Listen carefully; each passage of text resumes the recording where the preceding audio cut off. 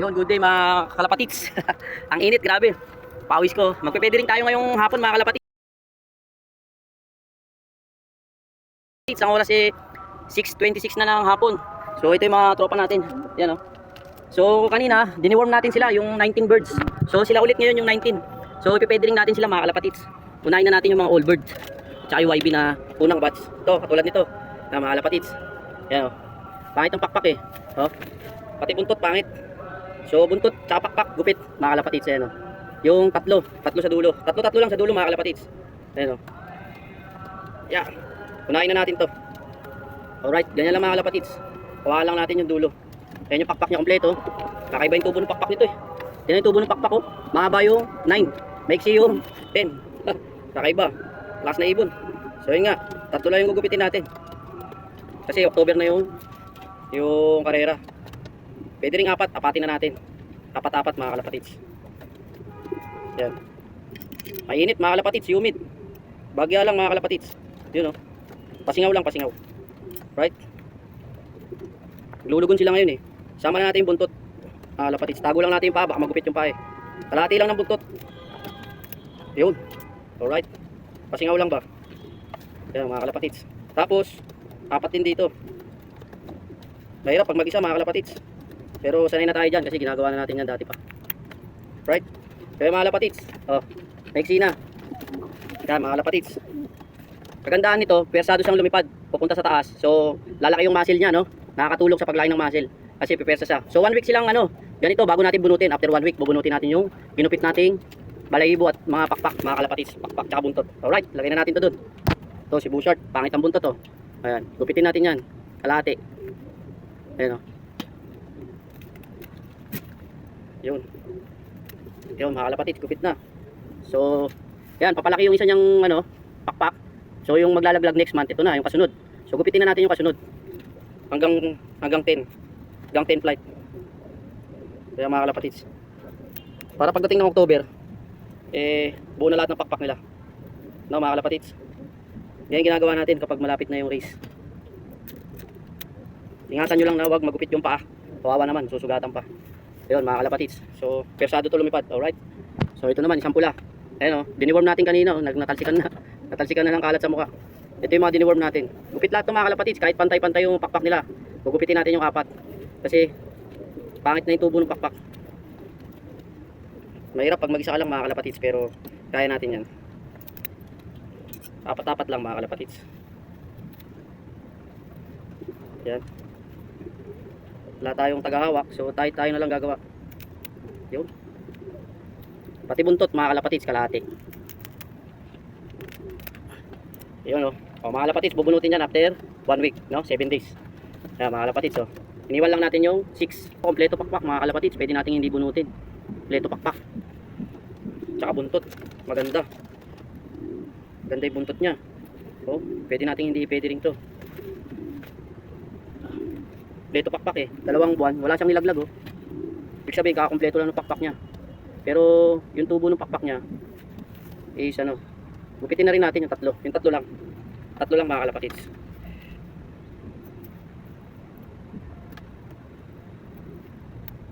Yun.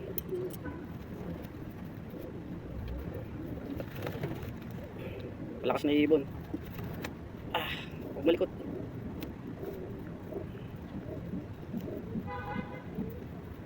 Mahirap pag ikaw lang mag-isa mga kalapatids. Yan. Yung buntot. Okay naman eh. Okay naman yung buntot. Okay naman yung buntot niya. Kahit di nagupitin yung buntot. Kaso nga lang, sugat-sugat eh. Hindi na rin natin yung buntot. Sugat-sugat. Ayan. Ito na. Ayan si Aburama. Tingnan natin to, pangit yung balahibo. Oh, pangit yung pakpak. Tingnan rin natin. Apat.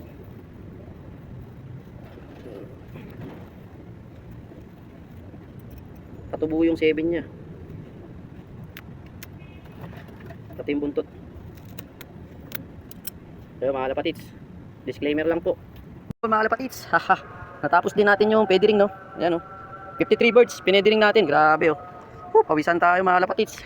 Ang init sa labas ng loop. Humid. Alright. Lahat sila 53 birds mga kalapatids. Yan. Ginawa natin yung pediring, no? Yan, para tumiba yung katawan nila, magka-muscle, no? Mga kalapatids. Para persado silang lumipad. Tsaka pangit na rin talaga yung buntot nila mga kalapatids. Ang isa lang sa mga naobserbahan ko mga kalapatids, nasisira yung buntot nila dahil ay dito. Yan, simula nung gumamit ako nito mga kalapatids, no? Diyan ko naobserbahan, nasisira yung kanilang buntot. Kasi pagka bumabara ko sila, yung buntot, kinakaskas nila mga kalapatid, no? Kakaskas sila diyan, kaya nabubunusot, nasisira. Karamihan sa ibon ko, sira yung buntot mga kalapatid, karamihan. Hindi katulad dati nung wala to, plywood lang, malinis yung buntot nila, hindi nasisira. So, tatanggalin ko to mga kalapatids. After 1 week tatanggalin ko to kasi hindi ko pa naman bubunutin yung kanilang mga balahibo at buntot. After 1 week ko bago ko bunutin mga kalapatids yung pinasingaw nating pakpak tsaka buntot, no? After 1 week. So magbibigay tayo ng mga vitamins mga kalapatids sa kanila, sa tubig, sa pagkain, sa patuka. Para yung balahibo, buntot nila pag nagmolting sila, nagpalit na ng balahibo, maganda yung kalalabasan ng balahibo nila, no? Doon tayo magbibigay ng mga vitamins mga kalapatids, no? After natin mag 1 month conditioning para yung pasok ng balahibo nila makinis, maganda, kompleto ng vitamina para maganda yung tubo ng pakpak tsaka buntot mga kalapatids. Kaya doon pa lang dapat ibigay natin yung tamang nutrition para makuha nila yung tamang nutrition mga kalapatids para sa balahibo nila, sa pakpak, para pag tumubo maganda mga kalapatids. Doon lagi nakapwesto si kaya natataiyan siya Di bali paliliguan ko lang yan ng force bath. Kikis-kisin ko balahibo niyan. So yun nga mga kalapatids, after 1 week tapos natin ipediring sila ngayong araw, day 4 nila. Kaninang umaga nagbigay tayo ng pampurga sa 16 birds, yung iba hindi pa natin napurga. Maghahanap pa tayo ng kaya kulay green yan mga kalapatids, kapit pinurga natin yung mga all bird tsaka all young bird natin na 2026, yung mga naunang batch. Yung mga late batch na hindi pa natin napurga, maghahanap ako ng pampurga na nilalagay lang sa tubig mga kalapatids, yung hindi na natin isusubo para hindi ako nahihirapan sa dami nila. 53, natapos na natin yung 16 birds, so meron pang 30 plus pa mga kalapatids, yung mga 20 plus pa yung pupurgay natin.